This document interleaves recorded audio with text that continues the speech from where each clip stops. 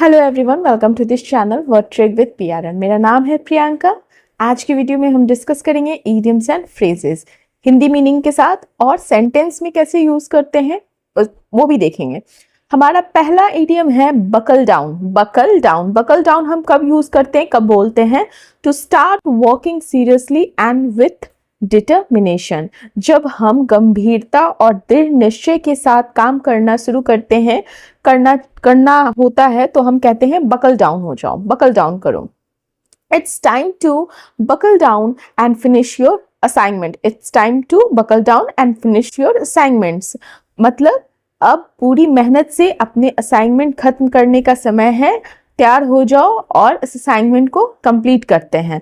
ठीक है, तो यहाँ पर हम यूज करेंगे buckle down.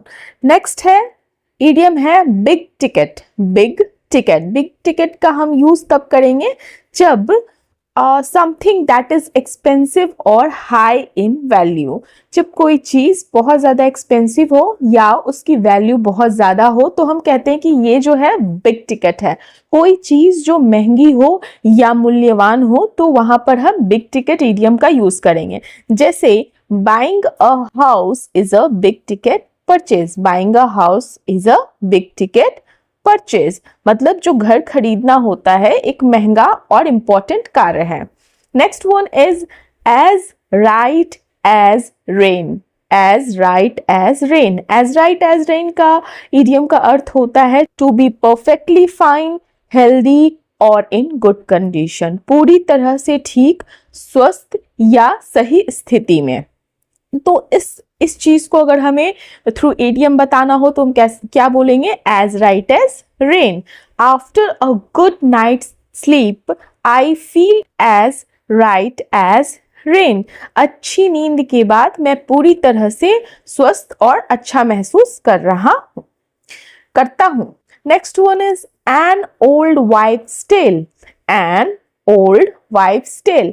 N old wives tale एक इडियम है जिसका मीनिंग होता है अ ट्रेडिशनल बिलीफ और superstition that is not based on facts और साइंस। ऐसा पारंपरिक विश्वास या जिसे आप कहते हो अंधविश्वास, जो किसी वैज्ञानिक या फैक्ट सच्चे आधार पर नहीं टिका हो, बस यूं ही स्टार्टिंग से चला आ रहा है, तो एन ओल्ड वाइफ्स टेल हम उसे बोलते हैं। ऐसा ये पारंपरिक विश्वास और अंधविश्वास होता है। My grandma still believes in old wives tale. Next one है a man of the world. A man of the world, इस इडियम का मतलब होता है a person who has a lot of experience specially in practical and social matters. Someone who knows how the world works। एक ऐसा व्यक्ति जो जीवन का बहुत ही एक्सपीरियंस रखता हो, बहुत ही अनुभव रखता हो, दुनियादारी जानता है और उसका बिहेवियर, व्यवहारिक समझ जो है वो स्ट्रांग है। ठीक है, तो वहां पर हम कहते हैं अ man of the world. Example में कैसे यूज करेंगे? He is a man of the world who knows how to deal with any situation। वह दुनियादारी वाला व्यक्ति है जो हर स्थिति से निपटना जानता है। Is a man of the world who knows how to deal with any situation। Next idiom है a lame duck। a lame duck। a lame duck का मीनिंग है a person or organization that is weak, unsuccessful or no longer effective. ऐसा व्यक्ति या ऐसा संस्था, जिसे आप ऑर्गेनाइजेशन बोलते हो, तो कोई भी ऐसा व्यक्ति या संस्था जो कमजोर हो या असफल हो या अभी के टाइम में वो अपनी शक्ति खो चुका हो, खासकर जो पद पर हो लेकिन प्रभावहीन हो, जो इफेक्टिव नहीं हो। कुल मिलाकर आप समझे तो जो अभी अनसक्सेसफुल हो, अभी वीक हो, कमजोर हो और अभी जो है उसका प्रभाव ना हो, तो वैसे को हम क्या बोलेंगे? अ लेम डक। ये पर्सन या ऑर्गेनाइजेशन दोनों के बारे में बोला जा सकता है। इस इडियम को हम सेंटेंस में ऐसे यूज करेंगे, after losing the election the president became a lame duck. चुनाव हारने के बाद राष्ट्रपति कमजोर और प्रभावहीन व्यक्ति बन गए। So our next idiom is a dime a dozen. A dime a dozen. इसका मीनिंग होता है something very common, not special, easily available. मतलब कोई भी ऐसी चीज जो बहुत ही आम हो, बहुत कॉमन हो, उसमें कुछ खास ना हो, खास कीमत या अहमियत जिसकी ना हो, तो वहां पर हम उस चीज का मतलब जो लो वैल्यू हो, ठीक है, तो उसे हम क्या बोलेंगे, अ डाइम अ डजन। जो कॉमनली अवेलेबल हो, हर जगह मिल जाता हो, तो उसे हम कहेंगे a dime a dozen. Ideas are a dime a dozen but execution matters. इसका अर्थ होता है कि विचार जो हैं, आइडियाज जो हैं, वो बहुत मिलते हैं, बहुत कॉमन है, पर असली बात होती है कि उन्हें एग्जीक्यूट करना, ठीक है। Next one is brown study. Brown study, brown study idiom का अर्थ होता है ए डीप सीरियस और अ डीप सीरियस एंड और ऑफन सैड और ग्लूमी स्टेट ऑफ थॉट। मतलब कि गहरी सोच या उदासी भरे विचारों में खो जाना। जब आप बहुत ज्यादा डीप थॉट में हो और थोड़ा सा वो सैड ग्लूमी टाइप हो, तो उसे वहां पर हम कहते हैं ब्राउन स्टडी। और एग्जाम्पल में देखते हैं कैसे हम इस इडियम का यूज करेंगे। Don't disturb him, he is in a brown study right now. Don't disturb him, he is in a brown study right now. उसे परेशान मत करो, वह अभी गहरी सोच में है। हमारा नेक्स्ट इडियम है button her lip. Button her lip. Button her lip का मीनिंग होता है टू स्टॉप टॉकिंग और to keep silent, specially to avoid revealing a secret.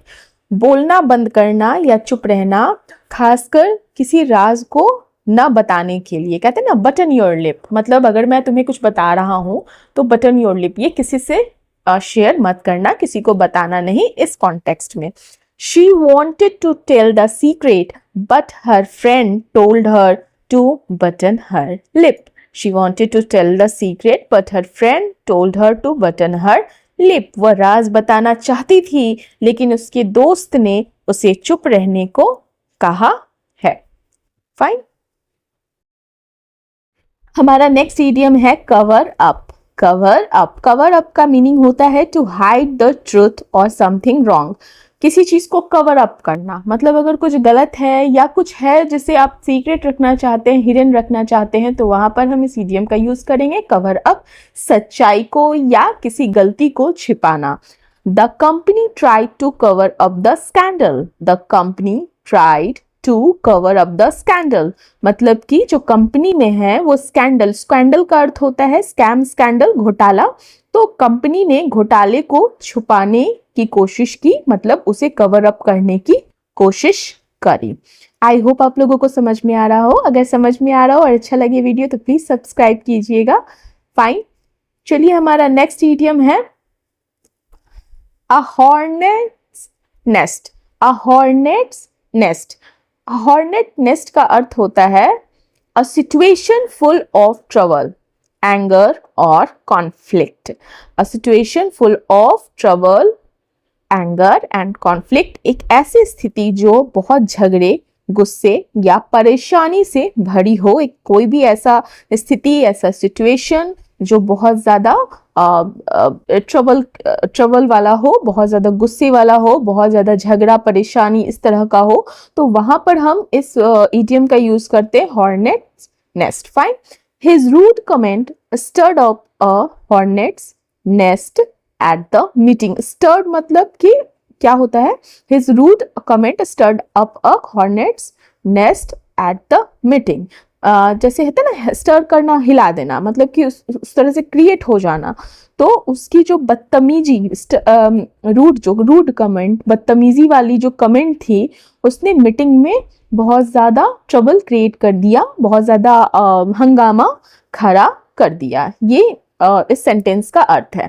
तो उसे हम यहाँ पर यूज करेंगे अ हॉर्नेट्स नेस्ट। आई होप मैं समझा पा रही हूँ, तो आप लोगों को समझ आ रहा होगा।